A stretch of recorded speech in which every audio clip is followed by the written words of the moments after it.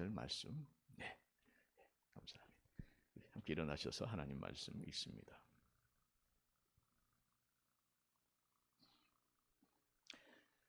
사장 11절부터 16절까지 범사에 그에게까지 잘할지니라. 11절부터 교독하겠습니다. 그가 어떤 사람은 사도로, 어떤 사람은 선지자로, 어떤 사람은 복음 전하는 자로, 어떤 사람은 목사와 교사로 삼으셨으니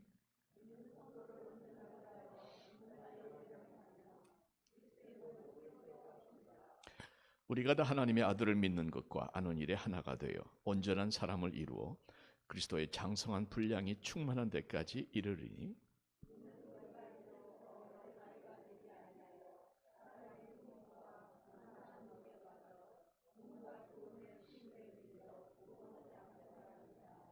오직 사랑 안에서 참된 것을 하여 범사에 그에게까지 잘할지라. 그는 머리니 곧 그리스도라. 그에게서 온 몸이 각 마디를 통하여 도움을 받음으로 연결되고 결합되어 각 지체의 분량대로 역사하여 그 몸을 자라게 하며 사랑 안에서 스스로 세우느니라. 아멘. 하나님, 범사에 감사하여 그리스도의 장성한 분량이 충만한 데까지 사랑 안에서 참된 것을 하여 범사에 그에게까지 자라라고 하나님 말씀해 주셨사오니 주님을 닮아갈 수 있는 주님의 고매한 인격과 믿음의 그 자리까지도 하나님 참 자랄 수 있는 하나님의 은혜를 말씀을 통해서 깨닫게 하여 주시옵기를 간절히 바라오며 사랑하는 예수님의 이름으로 기도하옵나이다. 아멘. 앉아주시면 감사하겠습니다. 인터넷에 보면 참 좋은 리소스들이 많이 있습니다. 아주 안 좋은 것도 있고 아주 좋은 것도 있고 참 인터넷이 참 아이러니컬한 건데 참 좋은 것만 골라보면 굉장히 신앙에도 유익한 것들이 많이 있죠. 그 중에 하나가 잘잘법이라는 게 있더라고요. 잘잘법 아시는 분 계시죠? 예. 보시는 분이 계시는 유튜브인데 잘 먹고 잘 사는 법이 아니고 잘 믿고 잘 사는 법이다. 잘 믿고 잘 사는 잘잘법의 그 내용인데 그 중에 하나 제가 들은 얘기를 소개를 해드리겠습니다. 프랑스에 있는 한 신부 얘기인데요.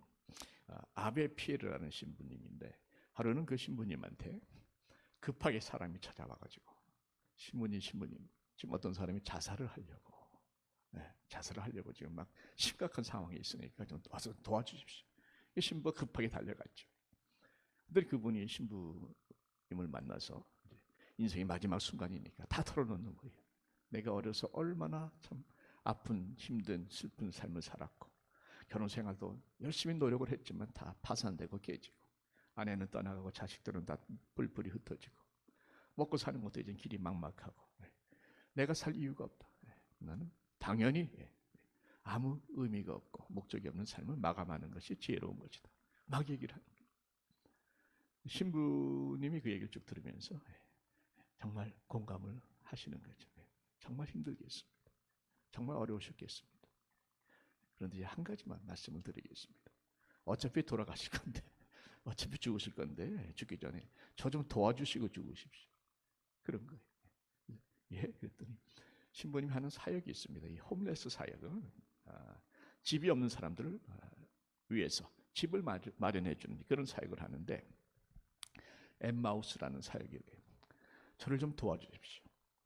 그래서 그 사람이 생각해 보니까 어차피 지금 죽나 조금 이따 죽나 그래서 그렇게 하자고 해서 이제 그 엠마우스 사역을 그냥 도와준 거죠. 그리고 그 사람이 살아났습니다. 그분이 나중에 한 얘기가 이거예요. 만약에 그때 신부가 와서 이런저런 말로 당신이 왜 죽어야 되지 않는가 설득했다면, 돈 몇 푼 쥐어주면서 이거 가지고 살아봐라 얘기했다면 나는 분명히 자살했을 겁니다. 그런데 그 신부가 오히려 나를 좀 도와달라 그 얘기를 하는 순간에 내가 살고자 하는 마음이 생겼다는 겁니다. 무슨 말인가? 신부가 나를 도와달라 하니까 내가 무언가 남을 도와줄 수 있는 의미가 있는 어떤 목적이 있는 존재로 자기 자신을 새롭게 볼 수 있었다는 겁니다. 여러분, 굉장히 중요한 것 같아요. 나를 위해 쭉 살아왔는데 남은 게 아무것도 없습니다. 그러니까 무엇 때문에 사는가? 여기까지 왔는데 그 순간에 내가 나를 위해 사는 것이 아니라 남을 위해 살 수도 있다는, 남을 위해 살 필요가 있다는 것을 깨닫는 순간에 이 사람이 삶의 새로운 또 다른 면을 보기 시작하면서 삶의 의미를, 목적 자기가 다시 찾았다. 그래서 나는 앞으로 열심히 남을 도와가며 살기로 했다는 고백을 그 잘잘법을 통해서 제가 받은 은혜의 내용들입니다. 아멘입니까? 여러분이 중요한 것을 이렇게 배우는 것 같아요. 내가 나를 위해 사는 것, 마지막에 별로 남는 거 없습니다. 그런데 내가 누군가에게 하나님의 선물이 되어준다면 그 삶은 보람이 있고 후회가 없는 삶이 됩니다. 누군가에게 하나님의 선물이 되어주는 것, 이게 섬김이고 이게 봉사입니다. 여러분, 내가 원하는 것이 다 이루어졌을 적에 느끼는 만족감보다 누군가에게 필요한 사람이 되었을 때 그때 느끼는 감동은 수준과 차원이 다릅니다. 누군가에게 하나님의 선물이 되어주는 것, 여러분, 그것처럼 기쁘고 감사한 것도 없습니다. 그런 차원에서 여러분, 하나님은 여러분들에게 봉사에, 섬김에 대한 강한 말씀을 주고 계시는데, 여러분들이 봉사하고 섬길 수 있도록, 잘 도와줄 수 있도록 하기 위해서 하나님이 여러분들에게 목회자를 허락해 주셨다 하는 것입니다. 그 말씀이 오늘 본문에 나오죠. 11절, 12절 다시 한번 보십시다. 그가 어떤 사람은 사도로, 어떤 사람은 선지자로, 어떤 사람은 복음 전하는 자로, 어떤 사람은 목사와 교사로 삼으셨으니 이는, 그렇게 삼아주신, 그렇게 우리에게 주신 이유는 뭡니까? 성도를 온전하게 하여 봉사의 일을 하게 하며 그리스도의 몸을 세우려 하심이라. 목회자를 세우시고 우리에게 주신 이유는 첫째는 성도를 온전하게 하는 것이고, 성도가 온전하게 돼서 봉사의 일을 하게 하는 것이고, 그래서 그리스도의 몸 교회를 세우기 위함이다 하고 성경은 정확하게 정리해 주고 있습니다. 여기서 성도를 온전하게 한다 하는 의미는 성도를 성숙시킨다, 완전하게 한다 하는 그러한 의미도 있어요. 근데 동시에 성도를 온전하게 한다는 것은 훈련시킨다, 연단시켜서 준비시킨다 하는 의미도 있습니다. 무엇을 준비시키는가? 그 다음에 나오죠. 봉사의 일을 할 수 있도록 훈련시키고 준비시키다는 거죠. 원어로 볼 때 정확합니다. 여러분, 영어로 봐도요, prepare God's people for service 이렇게 돼 있어요. 여러분들이 훈련받고 연단받고 목회자들로부터 이렇게 저렇게 뭐 나름대로 하는 게 있지 않습니까? 좀 스트레스도 주고 푸시도 하고 권면도 하고 야단도 치고 하는 목적은, 그렇게 훈련받고 연단받고 준비돼서 뭘 한다고요? 봉사일을 하게 합니다. 누가? 여러분들이. 그래서 목회자는 코치고 여러분들은 그라운드에서 뛰는 선수라 하는 것입니다. 관객은 하나님이십니다. 이것이 성경적인 교회예요. 여러분, 문제는 봉사한다, 섬긴다, 이게 저절로 되는 게 아니지 않습니까?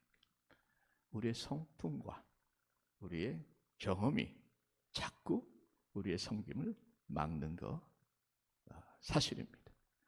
우리는 본능적으로 나를 섬길 사람을 찾지 내가 섬길 사람을 찾는 건 아니죠. 교회를 찾을 때 어떤 교회 찾습니까? 나의 필요를 채워줄 수 있는 교회를 우선적으로 찾습니다. 내가 가장 은혜 많이 받을 수 있는 교회, 내가 가장 사랑 많이 받을 수 있는 교회, 내가 원하는 것을 가장 채워줄 수 있는 교회가 내가 원하는 교회가 되는 경우가 많습니다.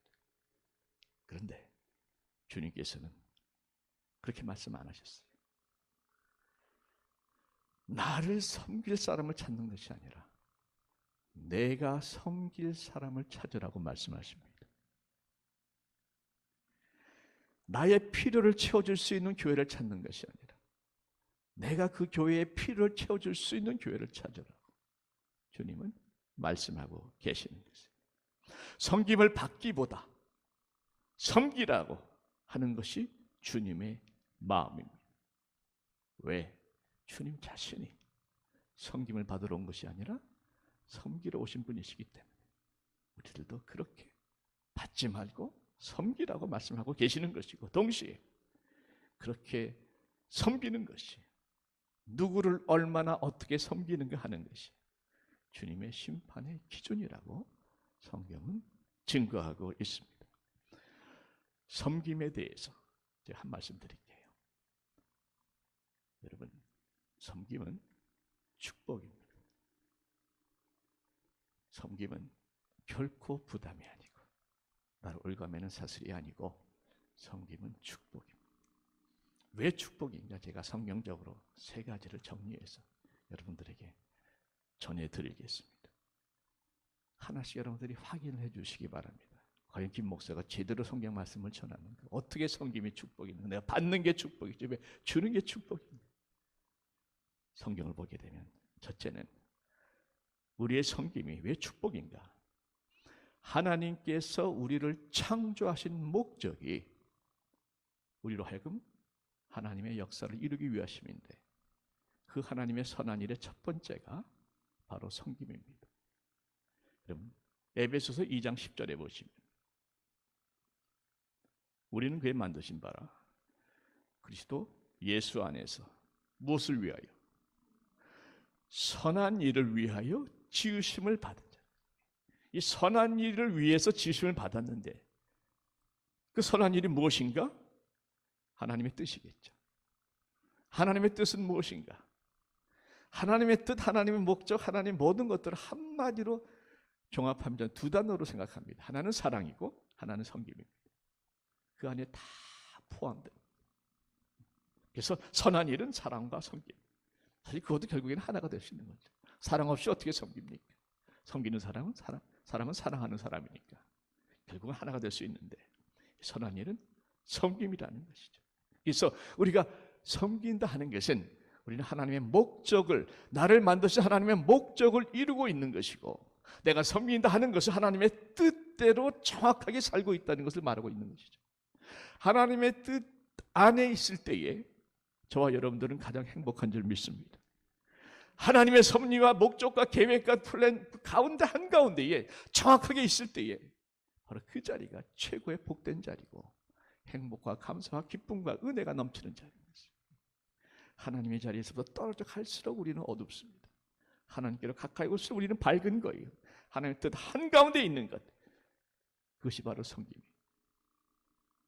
여러분, 주님 말씀하지 않습니까? 누구든지 제 목숨을 구원하고자 하면 잃을 것이요 누구든지 자기를 위해 살면, 자기를 섬기면 결국에는 다 잃어버린다. 그렇죠? 누구든지 나와 복음을 위하여, 주님을 위하여, 복음을 위하여, 몸된 교회를 위하여 제 목숨을 잃으면, 희생하면, 손해보면, 내 것 내려놓고 남의 것을 위해서 섬기면, 베풀면, 나누면 구원하리라. 더 풍성히 누린다고 성경은 증거하고 있습니다. 많은 분들이 섬기는 것을 굉장히 부담스러워합니다. 저도 목회를 해보면서 그런 경우를 많이 보잖아요. 무슨 권면을 드리거나 하면 굉장히 목사님 저 부담 주지 마시고 이런 분들 종종 있습니다. 또 섬기다가도 가끔 힘들 때가 있잖아요. 특히 목자 목녀님들한테 그런 얘기 종종 듣습니다. 두 가지 얘기를 듣는데 하나는 목사님 너무 힘듭니다. 제가 왜 그렇게까지 해야 됩니까? 내가 뭔 죄를 져서 이런 말까지 들어야 됩니까? 이런 분들 계시고 또 하나 자주 듣는 말이 목사님 제가 이렇게 힘든데 목사님 얼마나 힘드십니까? 지금 5명 놓고 이렇게 힘든데 목사님 얼마나 힘드십니까? 많이 들어요. 자, 그런데 제가 그런 분들한테 종종 드리는 말씀이 있습니다. 섬긴다는 것은 부담이 아니라 나를 올가매는 것이 아니라 마치 연을 날리는 것과 같다 하는 말씀을 드려요. 무슨 말인가? 여러분 연을 좀 산꼭대에 올라가서 쫙 한번 날려보십시오. 바람이 쫙 불면 연이 확 올라가죠. 딱 줄을 잡고 있으면 연이 쫙 올라가서 꼭대기에서 계속 펄럭거립니다. 딱 그때 기분에는요, 저렇게 연이 확 펄럭거리니까 이 줄이 연이 더 날아갈 수 있는데 내가 붙잡고 있는 것 같이 느껴집니다. 그죠? 연의 입장에서도 그럴 수 있을 것 같아요. 저 줄만 없으면 내가 마음껏 하늘을 날아가겠는데 저 줄이 나를 붙잡고 있다 이거죠. 그런데 그래서 정작 그 줄을 놔버리면 어떻게 됩니까? 연이 확 올라갑니까? 뱅뱅뱅뱅뱅 돌다가 추락해버립니다. 그러니까 그 줄이 그 연을 붙들고 있었다는. 마찬가지로 성림이라는 끈이, 성림의 끈이 나의 믿음을, 나와 주님과 연결된 그 믿음의 끈을 붙들고 있다는 것인 줄 믿으시기 바랍니다. 그 줄을 끊는 순간에 우리는 마음껏 날아갈 것 같지만 성김을 내려놓는 순간에 나 그만할 거야 하고 딱 던져버리는 순간에 자유로워질 것 같지만 나의 믿음은 그 순간부터 뱅뱅뱅뱅 돌다가 점점 더 밑으로 어느 순간에 추락해버릴 가능성이 훨씬 더 높다는 제 경험상으로 봐도요. 목사님 좀 쉬겠습니다 하시고 나서 잘 쉬고 다시 잘 돌아오실 분들 거의 못 봤습니다. 꼭 문제가 생깁니다. 좀 극단적인 예라서 망설이긴 했지만 제가 좀 소개해드릴 것은 목사님의 간증인데, 한국에 있었던 목사님 간증인데, 한 대학생 청년이 있었는데요. 이 청년이 그렇게 참 열심히 교회를 잘 섬겨서 주일학교 교사도 하시고 또 성가대도 하고, 우리 교회 그런 분들 있잖아요. 열심히 했는데 이분 대학교 4학년이 되니까 너무 바쁜 거예요. 취업 준비도 해야 되고 뭐 연애도 해야 되고 너무 바쁘다 보니까 목사님한테 목사님 제가 지금 너무 바빠서 한 1년만 쉬면 안 되겠습니까? 얘기를 했다는 거죠.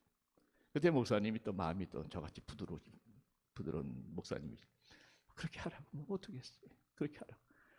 근데 이 청년이 이제 다 내려놓으니까 그럼 열심히 그냥 신앙생활 해야 될 거 아닙니까? 점점 예배 시간이 늦어지는 거예요. 한 주, 2주 빠집니다. 그러면서 오늘 성가대도 안 세는데 내가 교회 안 간다고? 뭐 차이날 게 아무것도 없는데 뭐 주일학교 더 이상 뭐 가르칠 것도 없는데 그러다가 한 주, 2주 빠지다가 어느 순간에 사라져버린 거예요. 그리고 나서 좀 있다가 그 청계천 쪽에서 큰 화재가 났는데 술집에서 연락이 온 거예요. 화재 난 술집에서 그 청년이 불타 죽었습니다. 근데 그 시체에서 이게 교회 수첩 같은 게 나왔던 모양이에요.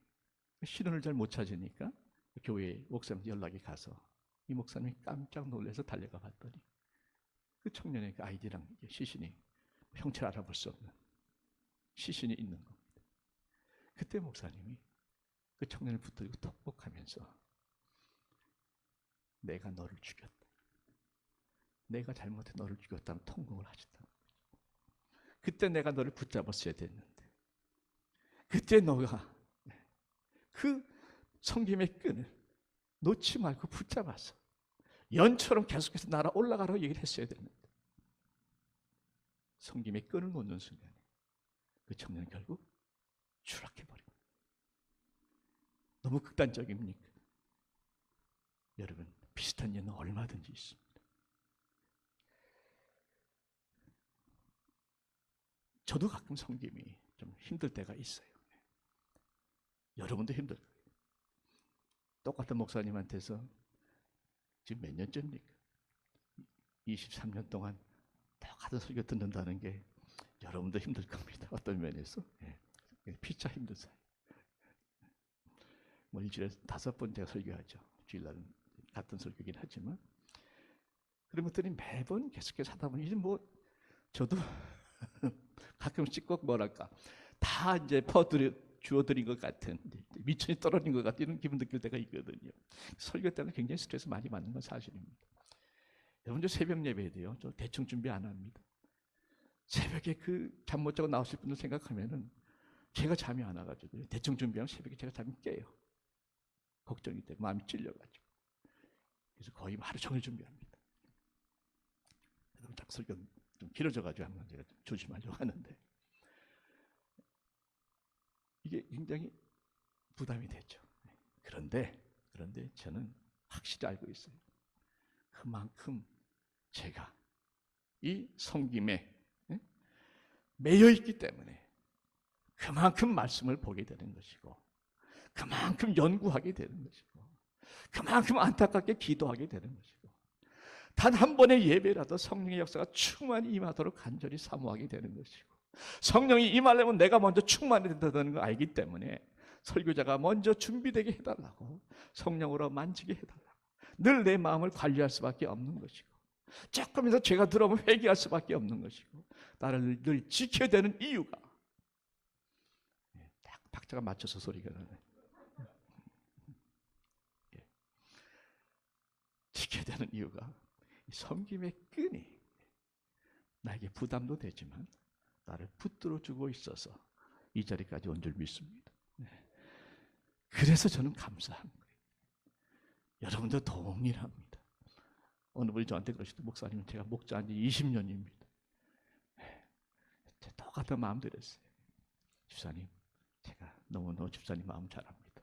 저도 동일합니다. 그런데 그 섬김이 나를 붙들어준다는 것, 우리 잊지 마십시다. 서로 위로하고 격려하고 그렇게 전화를 끊었습니다. 여러분, 섬김이 부담이십니다.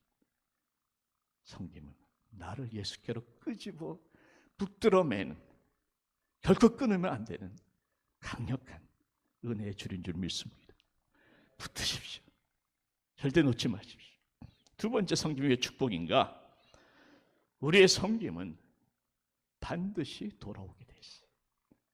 심는 대로 거두게 되어 있습니다. 주라! 나오죠? 네. 주라! 그리하면 너희에게 뭡니까? 줄 것이니 또 후이되어 누르고 흔들어 넘치도록 하고 너에게 안겨주리라. 아예 그냥 퍼서 안겨주시는 거예요. 너희가 그다음 무엇이? 너희가 헤아리는 그 헤아림으로 너희도 헤아림을 받을 것이다. 너희가 주는 그대로, 그 기준대로 너희가 받는다 하는 것이죠. 받는데 우리 하나님 반드시 얹어주실 줄 믿습니다. 그냥 줬어요. 그런데 안겨주시잖아요. 우리는 줬지만 하나님은 안겨주시잖아요. 흔들어 넘치도록 해서 안겨주시잖아요. 우리가 받든, 우리 다음 세대 우리 자녀가 받든, 이 땅에서 받든 하늘에서 받든, 그러나 반드시 받습니다. 여러분, 우리가 받는 것도 좋지만 우리 자녀가 받는다면 더 좋죠. 이 땅에서 받는 것도 좋지만 하늘에서 받는다면 그것은 영원한 상급인 줄 믿습니다. 그러기에 우리는 어디에서 받든 반드시 받는 것을 확실히 믿고, 그리고 하루하루 지치지 않고 나가는 거죠. 여러분, 탐스라는 신발 회사가 있습니다. 혹시 아시는 분 계세요? 탐스라는 신발 회사, TOMS. 그 신발 회사가 처음에 어떻게 생겼냐면, 블레이크 마이코스키라는 그 사람 창업자인데, 이탈리아에 있는 부에노스아이레스의 그 도시에서 작은 시골 마을로 간 거예요. 근데 거기에서 보니까 아이들이 신발을 안 신고 다니는, 못 신고 다니는 거죠. 없으니까. 본인은 지금 이 시대에 신발이 없는 아이들이 그렇게 많다는 걸 몰랐다는 거예요. 근데 그분이 제일 가슴이 아팠던 게 뭐냐면 형제 둘이 있는데 신발을 한 컬레밖에 없어요. 학교가 너무 멀리 있으니까 신발 없이는 도저히 못 갑니다. 그러니까 하루는 형이 그 신발을 신고 학교를 가고 그 다음날은 동생이 신발을 신고 그 학교를 가고 형제가 신발이 한 컬레밖에 없다 보니까 하루씩 걸러가면서 학교를 가는 모습을 보면서 그가 결심을 한 거죠. 내가 살아있는 한 이 지구상에 신발이 없는 아이들이 없도록 내가 최선을 다하겠다. 결심을 하고 신발 회사를 차린 겁니다. 동기가 그거예요. 그리고 그분이 뭘 캐치프레이즈를 걸었냐면 하나 팔면 하나 기부합니다. 이게 뭐냐면 당신이 신발을 하나 사면 그 똑같은 신발을 내가 또 다른 저 지구촌에 신발이 없어서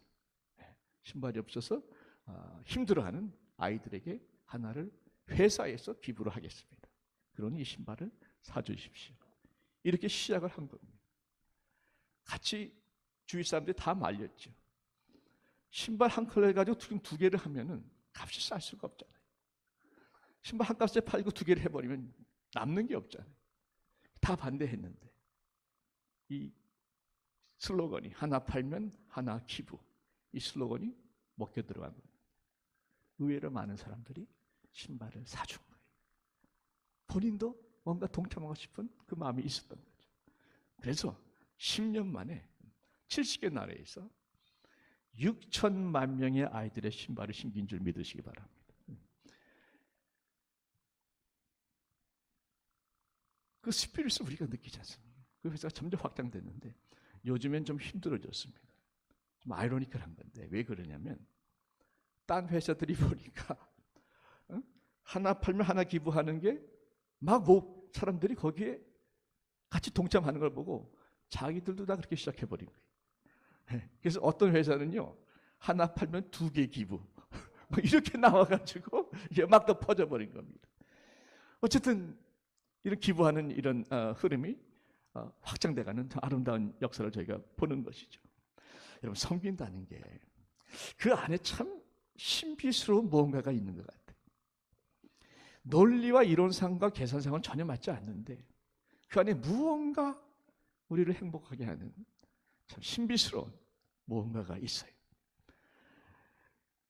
이런 얘기가 있죠. 박사보다 더 높은 사람은 밥사다. 밥을 사주는 사람이 더 높다. 박사 100개 있어야 나한테 별로 도움 안 되는데 밥을 사주는 사람이 더 귀한 분이다.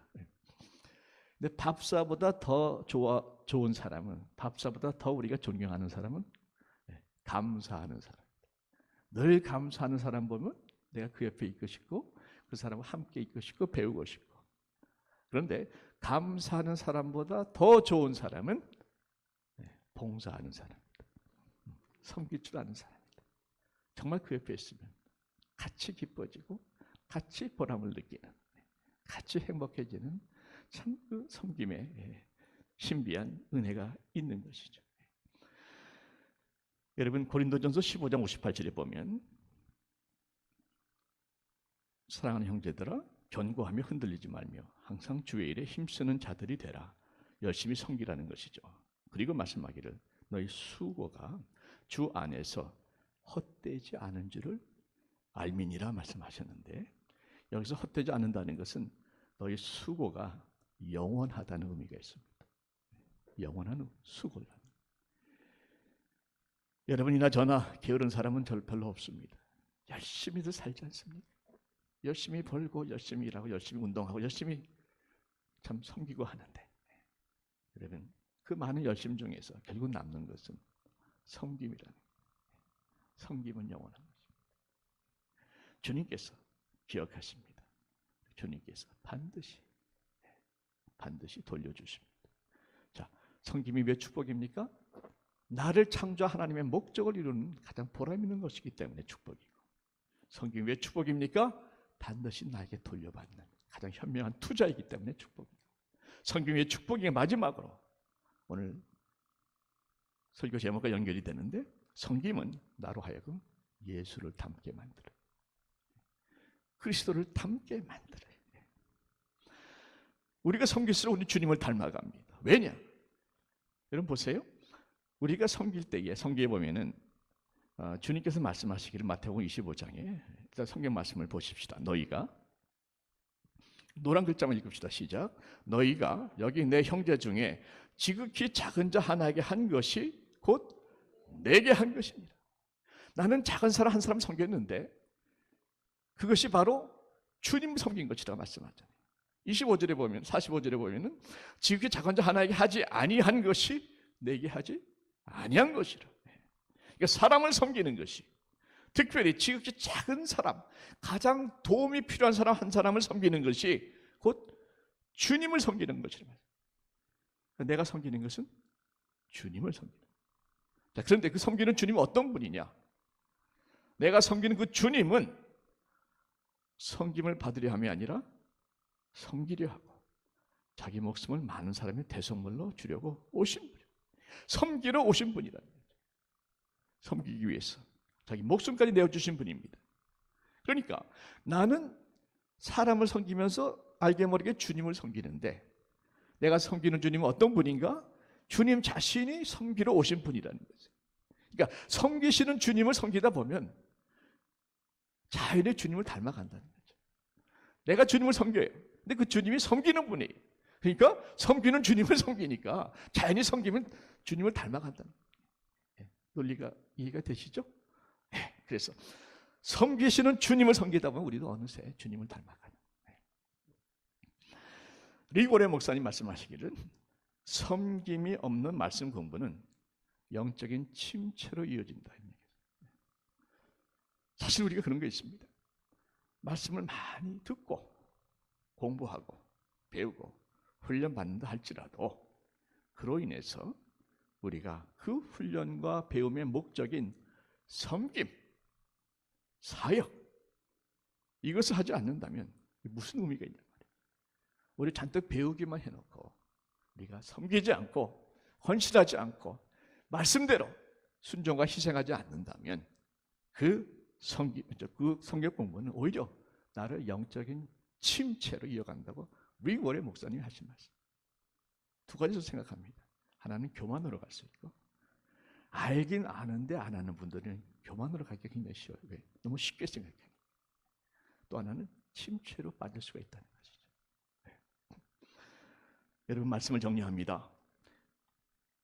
여러분도 그런 예를 들어본 적이 있을 거예요. 실화니까.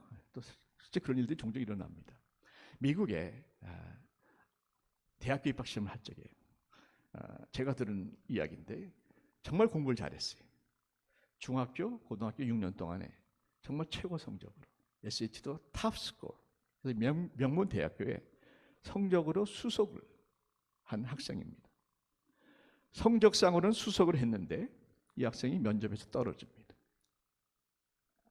왜냐하면 그 명문대학교 입학을 학교에서 탈락시킨 이유는 이 학생이 그 6년 동안, 중학교, 고등학교 6년 동안 아무도 도와준 적이 없다는 거예요. 미국은 자원봉사를 굉장히 심각하게 봅니다. 그런데 이 봉사한 기록이 없는 거예요. 그래서 면접할 적에 학생이 얘기한 거예요.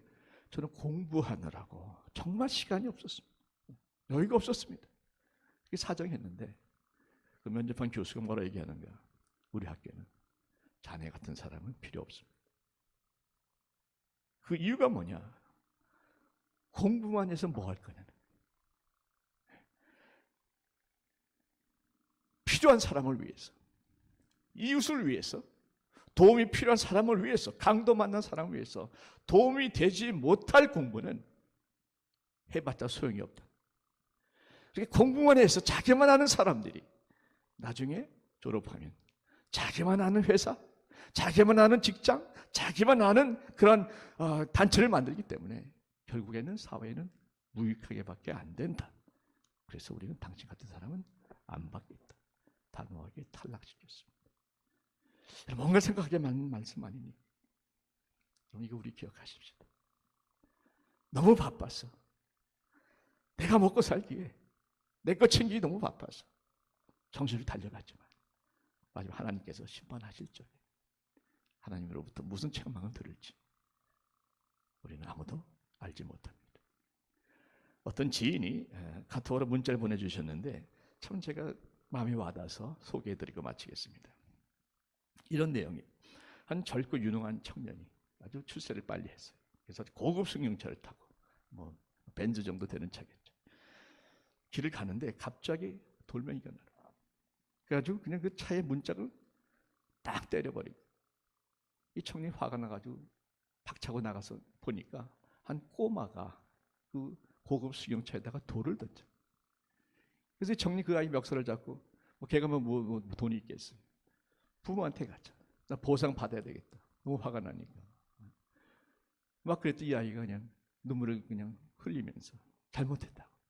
잘못했는데 아저씨 내가 너무너무 잘못했는데 사실은 내가 지나가는 차를 세우려고 하는데 아무도 안 세워줘서 할 수 없이 돌멩이를 던진 게 아저씨 차라고. 그러면서 손가락을 가리키는데 자기 형이 장애인이었어요. 이 장애인 형이 길을 내려가다가 돌멩이 걸려가지고 휠체어가 넘어져 버렸습니다. 이 장애인 형이 그냥 거의 깔려버렸는데 휠체어에 넘어져 같이 깔려버렸는데 동생이 조그마니까 도대체 일으킬 수가 없는 거예요. 그래서 누가 도와줘야 되겠는데 차들은 그걸 못 보니까 쌩쌩 지나가니까 어쩔 수 없이 누군가를 세우기 위해서 돌멩이를 던졌는데 아저씨 차가 맞아. 그걸 딱 보는 순간에 청년이 속에서 뭔가 울컥 올라갔어. 그래서 그 형을 안아서 휠체어에 앉히고 휠체어를 바로 세워서 아이를 돌려보냈습니다. 그리고 나서 그 청년이 그 문짝에 돌멩이 자국 난 덴트, 상처난 승용차 제목이 그겁니다. 문짝에 상처난 그것을 고치지 않고 계속해서 타고 다녔습니다. 그러면서 누군가 나에게 도움을 요청할 때에 내가 너무 바쁘다는 핑계로 그냥 지나가지 않겠다는 그 결심을 하고 그 덴트난 문짝을 볼 때마다 나를 향해 호소하는 도움의 목소리를 내가 지나치지 않고 반드시 듣고 도와주겠다는 결심을 리마인드하기 위해서 그 데미지난 그 돌멩이 자국을 늘 고치지 않고 그 차를 타고 다녔다는 거예요. 여러분 오늘 설교 말씀이 여러분들에게 여러분들의 마음에 그 돌멩이가 되기를 원합니다. 내 마음속에 누군가 나에게 도움을 요청한다면 나는 아무리 바쁘다는 핑계로 그냥 지나가지 않겠다는 그런 결단이 있을 수 있기를 바랍니다. 여러분 오늘날에 정확한 통계를 다시 한번 봤습니다. 18.5%의 교회가 문을 닫았습니다. 전 구두로 들었을 적에는 4분의 1로 들어서 제가 그렇게 말씀을 드렸는데 크리스천 저널에서 해마다 이 전체 교회 숫자를 통계를 내서 주소록을 만드는 게 제일 정확하죠. 조사를 했는데 문 닫은 교회가 18.5%, 거의 20% 가까이가 문을 닫았습니다. 그럼 그 교회 목사님들은 어디로 가고 성도들은 어디로 갑니까? 하나님의 교회가 문을 닫는다는 걸 들을 때마다 얼마나 가슴이 아픈지 모르겠어요. 도움이 필요한 교회들이 많습니다. 난민 선교, 지금도 치열한 싸움 속에 도움이 필요한 분들 많습니다. 우리 교회 많이 못합니다만은 할 수 있는 만큼은 하자는 말씀을 드리고 싶습니다. 우리 교회 성가대 아직 도움이 필요합니다. 또 우리 예배팀 유장로님 내일 모레 70입니다. 아직도 의자 날리고 계십니다. 여러분 할 수 있는 만큼 최선을 다해서 섬김의 사역에 함께 동참하시고 또 도움의 손길을 최선을 다해서 그들을 기억하면서 누군가에게 하나님의 선물이 되는 나를 필요로 하는 사람을 위해서 하나님의 선물이 되는 나머지 여생이 되시기를 축원드립니다. 기도하겠습니다.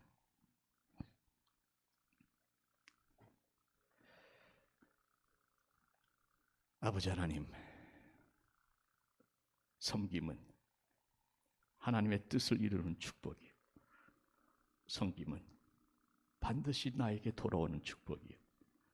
섬김은 예수를 닮게 하는 축복인 것을 굳게 믿고 그렇게 남을 행복하게 함으로써 진정한 행복을 누리는 나머지 여생이 되게 하여 주시옵기를 사랑하는 예수님의 이름으로 기도하옵나이다.